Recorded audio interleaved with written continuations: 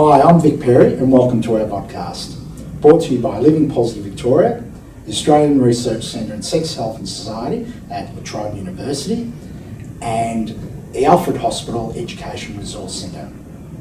I'm a Health Promotion Officer with Living Positive Victoria, and joining me today is Jennifer Power, Coordinator of HIV Futures Study at La Trobe University, and Nic Holas, HIV activist and co-founder of the Australia's largest PLHIV movement called the Institute of Many, or TIM, as many of you would probably know it as.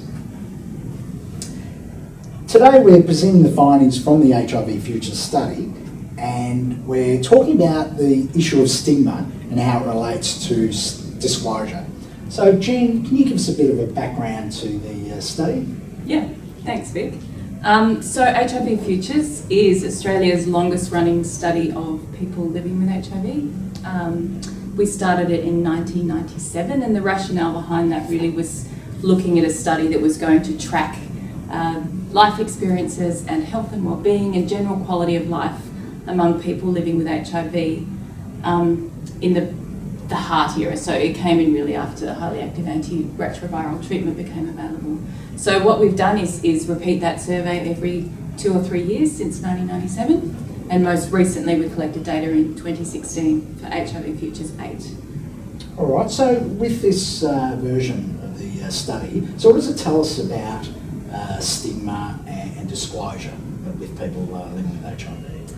Yeah, listen, I think that this is probably the most interesting issue to track over time, because we see this really distinctive pattern where while health and well-being has gone up over time, improved over time, treatment use has increased significantly since 1997, so the number of people on treatment.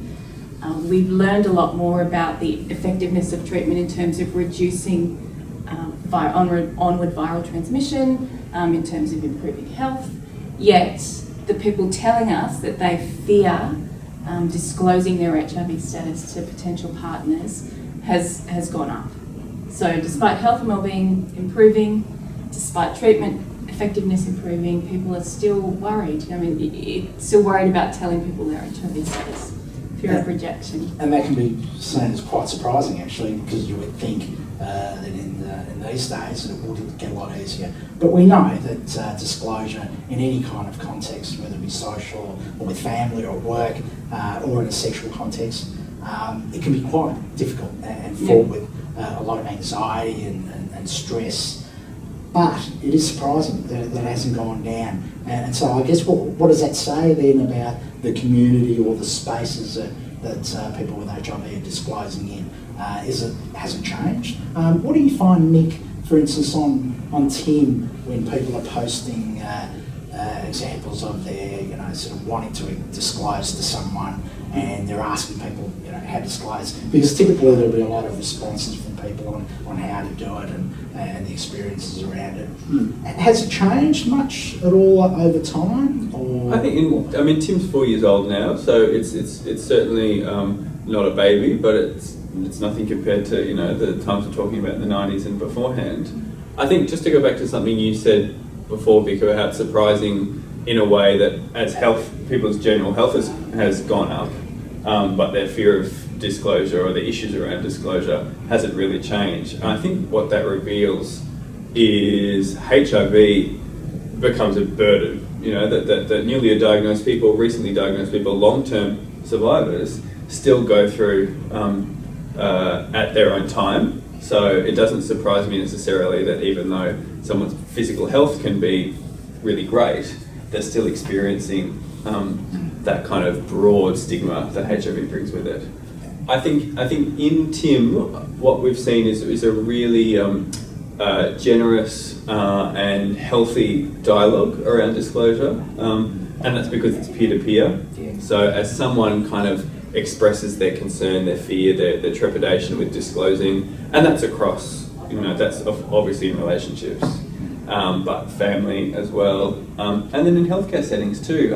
The most common question we have is around, do I need to disclose to my dentist? And that's, to me, that kind of boggles the mind, because I think about all the weight and expectation we put around dating and family. And still, what comes up more often than anything is, do I need to tell my dentist I want to get a tattoo? Do I have to tell the tattoo artist? And it's these tiny little things that we don't think much about, but actually have a lot of weight. Because it's moving through everyday life. Yeah. Just small encounters that don't mean much emotionally. Absolutely. And that's regardless of whether a community has dealt with HIV and has become more relaxed about it, or, you know, it doesn't matter how much, I guess, less stigma there is, and it probably isn't that much less still. It's a personal thing that people carry, and as soon as one's diagnosed, it's this shock. And so what about, I guess, in terms of younger people being diagnosed today, and I sense that there is a little bit more confidence in people disclosing. Does that make a difference in terms of not just the personal level, but as a community as well, that the more people disclose and are open about it, other people see that, and so that encourages others to disclose, be more open, and on a community level, I guess. Is that changing a bit lately? Absolutely. I mean, I think back to 4 or so years ago, it was extraordinary when someone jumped on their Facebook and did what we call a HIV status update, and told the world, their world, that they were HIV positive. We used to celebrate those individually, and now I've lost count of the number of times that that's happened, and people are so much more open around it. And that's because there have been massive leaps in Australia in the last couple of years around the way HIV is talked about, and the way HIV positive people feel about themselves. And that's been the confluence of a few things that have happened. I think the partner study is a big player in that. The rollout of PrEP has really bridged the sero divide, and that's done a lot. Not to mention just kind of global shifts in undetectability and the way we talk about the virus, plus the AIDS conference, plus, you know, platforms like Tim opening up, which mean that a broader range of people are able to find somewhere to talk about their HIV, because it can be done digitally. Yeah, although that said, what we did find in Futures was that people less connected to communities of gay men reported higher levels of internalised stigma, so women, heterosexual men, also newly diagnosed people. Yeah. But you do get a sense of community perhaps being a bit of a buffer. Yeah. And I'd probably say that the distance between diagnoses and information acceptance is probably a lot smaller now for those, you know, and we're talking mainly about MSM people here, but who are HIV minded, in that it's been something that has defined their community, like with gay men. Yeah. I was going to say there would have to be a strong correlation between those who are connected already with the community and part of, I guess, the gay community, and stigma and disclosure between those and those that aren't. You know, people who are geographically isolated or in some way not connected at all. And another point I'm just thinking too, in terms of disclosure, today we know that a person upon diagnosis, there's a much bigger chance that they already know someone who's HIV positive, and it could be a best friend or that kind of thing, and that would make a difference too, wouldn't it? Because just the numbers, and that's what I was thinking before about the more open and more disclosure, and those numbers. When someone gets diagnosed, I've already got 3 friends who are positive. You know, Absolutely. And I see what it's like, and you know, so it gives them confidence. It's a bit like that, especially online. Especially online, yeah. I think the thing to keep in the back of our minds is that really only applies in Australia to gay men and men who have sex with men, and in certain parts of certain communities, certain migrant communities. And that's really it. So one of the great things about all the various resilience campaigns and stigma rollouts, the anti-stigma rollouts that have happened in the last couple of years, especially like PLDI.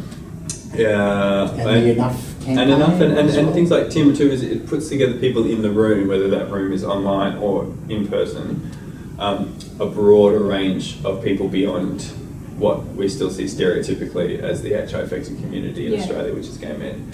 And those gay men hear from, you know, women from sub-Saharan African backgrounds who have no one in their home cities. You know, they aren't connected. And that experience is wonderful because those women are then ported straight into a community. And conversely, gay men kind of get a big slap in the face and they realise actually they've got it pretty good. Yeah. That's an important thing And to Tim's good remind. for that, in that it exposes all that kind of stuff. So gay men who and there are a lot of gay men in a bubble, Yeah. when they enter a space like Tim, they see, and PLDI, I've noticed too that there are gay men who say, I've never spoken to a woman with HIV or a heterosexual man with HIV. Yeah. And it just those insights, I guess it enriches not only the experience of gay men, but it changes attitudes and makes us feel, well, okay, we're not alone in this. There's a whole bunch of other people with HIV as well that we need to respect. Exactly, and that sense of not doing it alone is key to overcoming that HIV stigma. We always say to people, you can do it on your own, you'll get from A to B eventually, but it's so much quicker if you open up and let people into your life. And I wonder too if it being an online space just makes it a little bit more accessible. So I imagine for a woman walking in who isn't familiar with gay communities, walking into a physical room would be harder potentially than connecting online to take that first step. Oh, absolutely. You're walking into the building can be an overwhelming thing. It's hard. And jumping into a Facebook group or whatever is that much easier. The flip side of that, of course, is that it's a lot easier to sit across from someone in a room and empathise with them. That's true. So the benefits might not be as great. Yeah, and you can certainly, digital discourse can take you down a pretty rocky terrain sometimes. I'm thankful and proud to say that we've smoothed over that gravel in Tim for the most part these days, but in the early days there was a lot of people kind of clashing online because you could. Yeah. And there's a lot of there are hurt loud people. voices Yeah, yeah. wherever you go. I'm one of them. Well, I Don't guess shut me up. The evolution of Tim could simply reflect the usual standard kind of process that groups go through, where you've got that forming, storming, that kind of thing, and Tim's probably gone through that and has settled now that there's enough people on it, for most of the part, just following honest, open conversations with each other, that kind of thing. All right, well, thanks a lot for that. That wraps it up for our discussion on disclosure and the impact that stigma has on it. Make sure you check out our other podcasts. We've got a whole range of other topics that we're following. So thanks, Jen, and thanks, Nick. Thank you both.